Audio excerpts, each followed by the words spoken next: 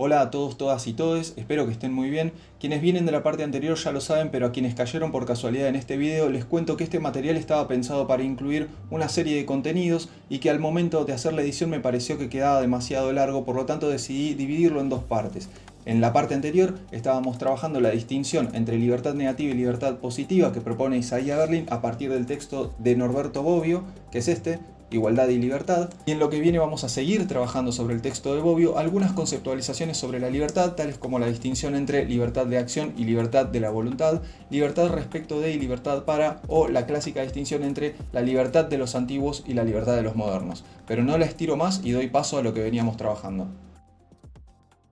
Bobbio va a hacer una crítica a esta distinción entre libertad negativa y libertad positiva, porque dice que puede traer algunos problemas conceptuales y discusiones que no conduzcan a ningún lado. El problema que indica Bobbio es que en ambas clasificaciones persiste el momento negativo, es decir, que se requiere la ausencia de en ambos casos. En el caso de la libertad negativa, la ausencia de impedimento y de coacción, y en el caso de la libertad positiva, la ausencia de una voluntad externa que determine la propia voluntad. Para saldar este problema, lo que propone Bobbio es considerar a la libertad negativa como una cualificación de la acción y a la libertad positiva como una cualificación de la voluntad. Así, que la acción sea libre no quiere decir inmediatamente que haya sido deseada y por lo tanto no implica una libertad de la voluntad, de la misma manera que la voluntad libre no implica inmediatamente la libertad de acción, es decir, que la voluntad sea libre, autodeterminada, autónoma, no quiere decir inmediatamente o no implica inmediatamente la posibilidad de actuar en libertad. Otra de las distinciones clásicas que se suelen trabajar acerca de la libertad es aquella que diferencia entre una libertad respecto de y una libertad para. Generalmente, nos dice Bobbio, la libertad respecto de suele quedar asociada a la libertad negativa, mientras que la libertad para suele quedar asociada a la libertad positiva. Sin embargo, para Bobbio esta asociación no es correcta, porque mientras que la libertad negativa hace referencia a una libertad de acción y la libertad positiva hace referencia a una libertad de la voluntad, libertad respecto de y libertad para son ambas cualificaciones de la acción y se implican mutuamente, es decir, toda vez que tengo libertad respecto de, también tengo libertad para. Por ejemplo, toda vez que no hay una ley que me impide expresar mi opinión, también tengo libertad para expresar mi opinión. En cambio, la libertad negativa y la libertad positiva no se implican mutuamente. Es decir, que la realización de una no garantiza necesariamente la realización de la otra. Por ejemplo, puede que no encuentre impedimentos para actuar y sin embargo estar forzado o obligado a hacerlo, del mismo modo en que puedo tener toda la libertad del mundo para determinar mi voluntad y sin embargo no darse las condiciones para que yo pueda actuar libremente.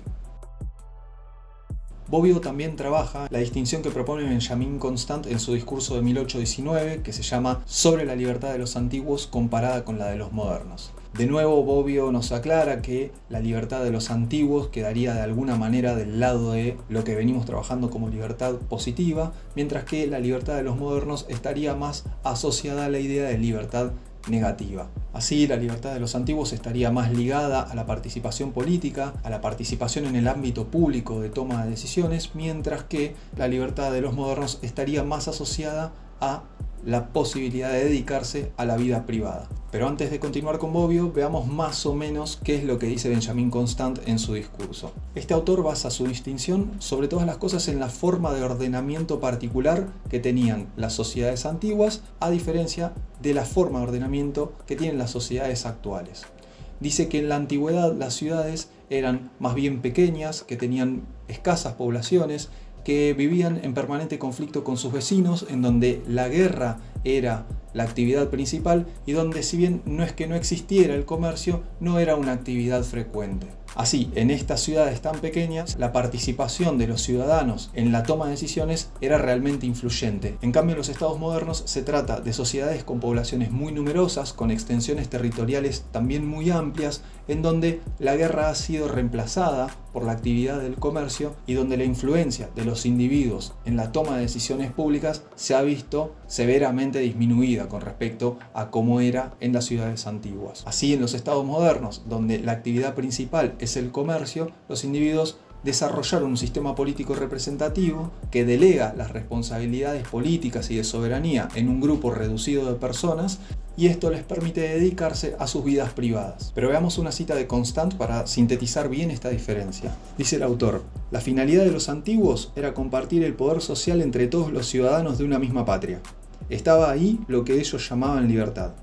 La finalidad de los modernos es la seguridad de los goces privados, y ellos llamaban libertad a las garantías acordadas a esos goces por las instituciones. Lo que dice Constant, en resumidas cuentas, es que no es que una libertad es más importante que otra o es mejor que otra. Por las características que tenían las sociedades antiguas, tiene sentido que los antiguos llamaran libertad a la participación política de la misma manera que en las sociedades modernas tiene sentido que llamemos libertad o que demos privilegio a la libertad negativa o a la libertad individual por sobre la libertad de participación política por las características que asumen las propias sociedades modernas. Pero también advierte que ambas libertades son necesarias y que es peligroso perder alguna de ellas. Vamos a verlo directamente en la cita del autor.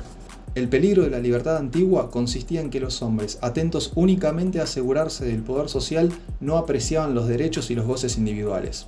El peligro de la libertad moderna es que, absorbidos por el disfrute de nuestra independencia privada y en la gestión de nuestros intereses particulares, renunciamos demasiado fácilmente a nuestro derecho de participación en el poder político. Bobbio acepta la tesis de Constant, pero con algunos reparos. Dice que si bien es cierto que esta idea de la libertad negativa como libertades individuales es una realidad muy poco frecuente entre los antiguos, aunque no desconocida, sin embargo, la libertad positiva o las libertades políticas no son un atributo específicamente antiguo, sino que por el contrario, estas libertades políticas se han ido expandiendo en el periodo de consolidación de los estados democráticos constitucionales a grupos cada vez más numerosos de sujetos. Y en la página 127, después de dar algunos ejemplos, lo dice así. Estos ejemplos muestran que si la libertad negativa es moderna, entonces la libertad positiva,